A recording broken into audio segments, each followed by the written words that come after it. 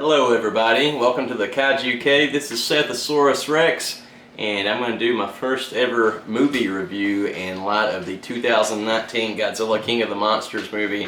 I just felt compelled to share my opinion with all you other guys. Everybody seems to be throwing out their own review on this.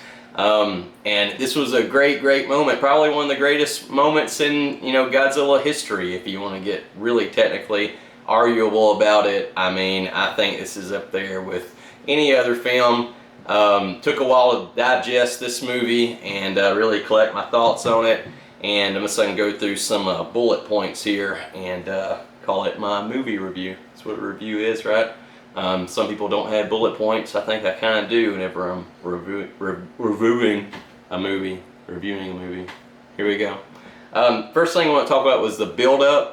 The build-up to this movie, really, I kind of stayed away from everything besides the first trailer.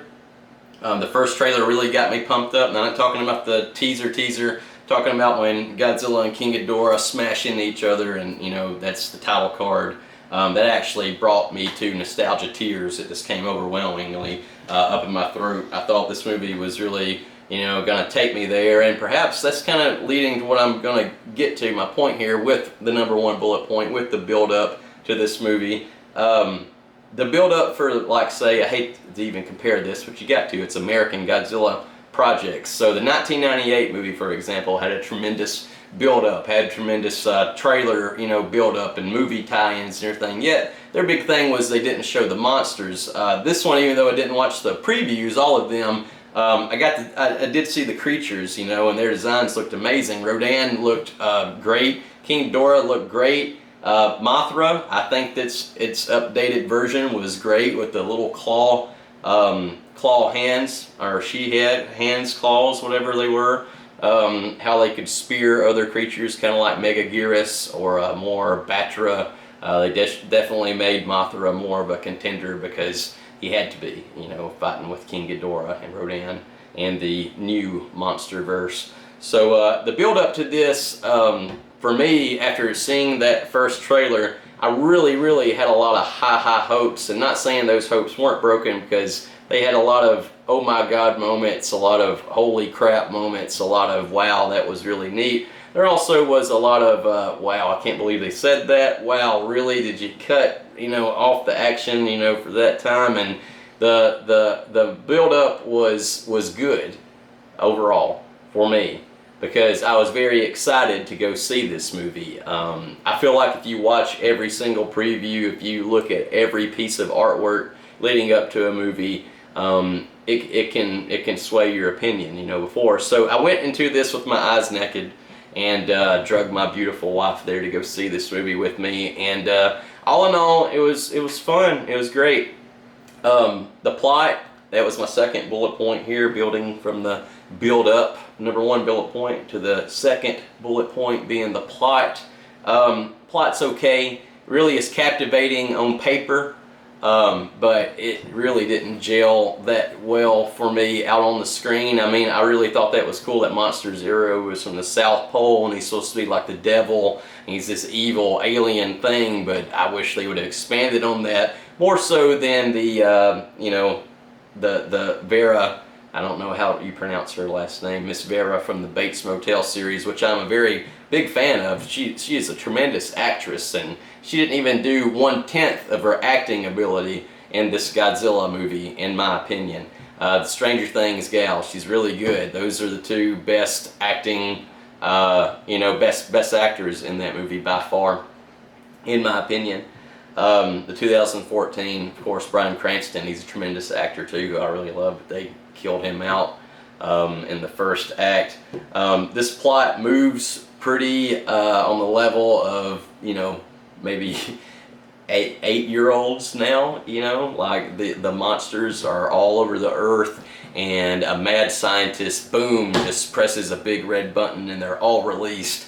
I just found this really odd. I really did not expect that at all. I mean, it was pretty much turned into, I felt like the movie was going into, like, depopulation's good. I mean, it did. I mean, it was bragging about how radiation grows trees and leaves behind forests, and everything will be great when all the humans are destroyed and monsters roam the earth. I mean, that's not good propaganda. Come on, you know, if you believe that, then you just need to, well, first of all, you need to go read a lot of science books and stuff. And I'm not a scientist or anything by any means, but trees and stuff like that don't just grow because giant radioactive kaijus destroy them. And that's just one of my little perks, and I'm trying to stay grounded here, so I have bullet points with the plot.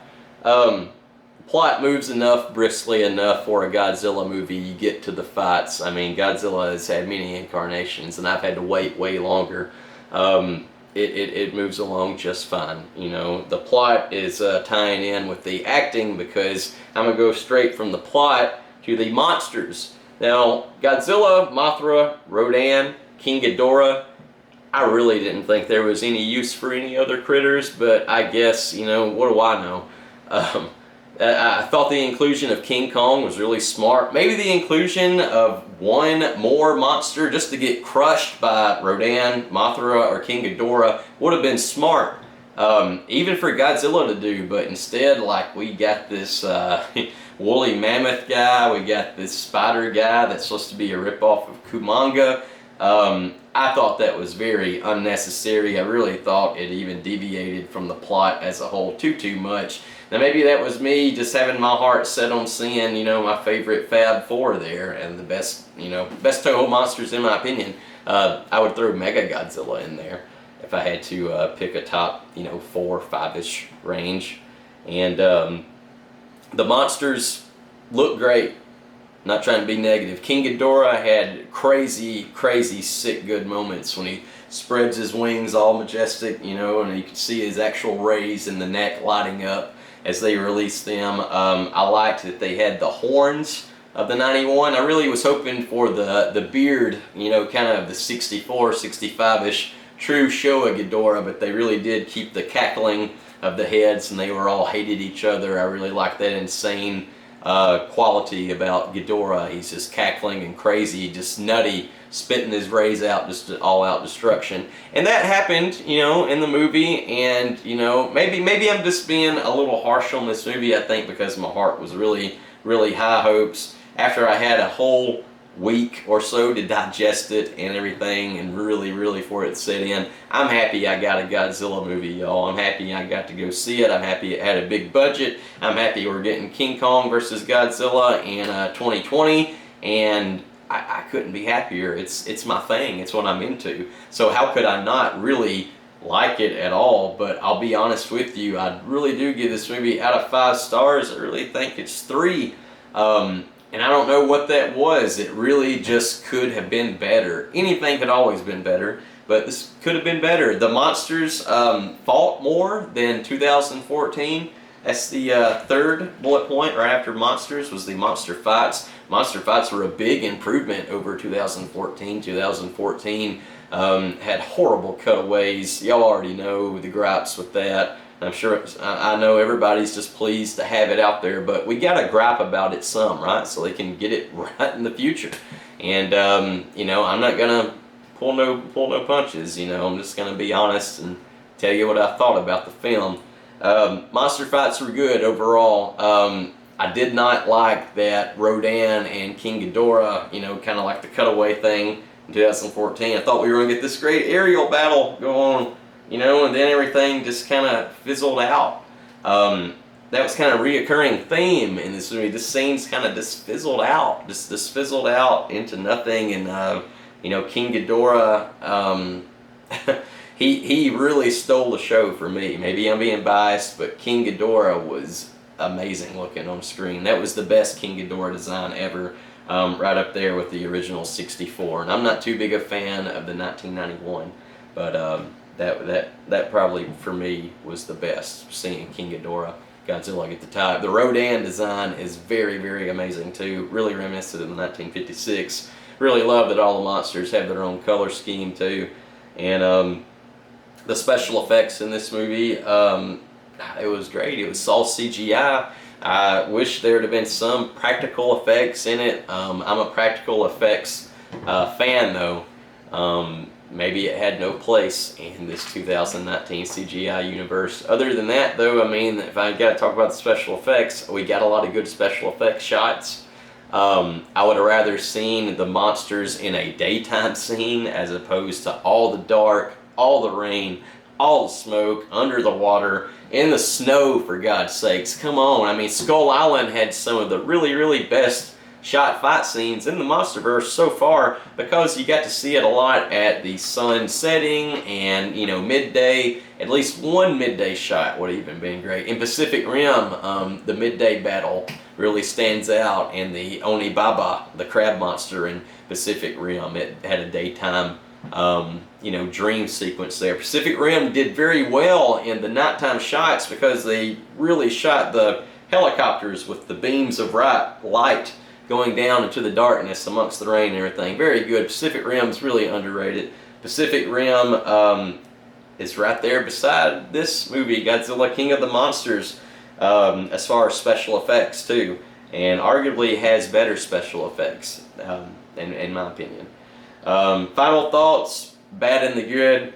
Bad, man, you know what, like, at this point, like, I'm just happy that we got a Godzilla movie, and it was big budget, and it wasn't a knock out of the park success, but it was a success. Make no mistake about that. I love this movie. It was great. Gonna buy it, gonna get, I hope X Plus does the figures, all that jazz, but it could have been better. It didn't need the extra monsters. I wish there was more daytime scenes so I could see the creatures better. You know, if you're gonna pay all that money for effects, show it off. Seems like, I don't know anything about CGI, but it seems like if you have rain to animate and lightning to animate, so forth, it'd be more than just having it in the daytime. Maybe, I don't know what I'm talking about. Maybe daytime is harder, but it doesn't seem that way. There are other movies that have good CGI and you have daytime scenes. So just, can we please have that for Kong versus Godzilla, Godzilla versus Kong, which is coming, and I'm stoked for. Bad and good. Again, I didn't even have anything really. I said the bad with the good all the way through this review. Hope it was a good review, and if not, you know, that's fine, because movie reviews aren't typically my thing. Might do more of them in the future. Click the subscribe button, click the like button, view all my videos. I'm gonna have more uploaded. Just got back from vacation not long ago, getting back in the swing of things. And you will be seeing more kaijus from the same kaiju guy at the same kaiju place here at the Kaiju Cave. My name is Sethasaurus Rexx. All you guys take care and love each other. And you'll be seeing from me real soon. Okay, thanks. Bye.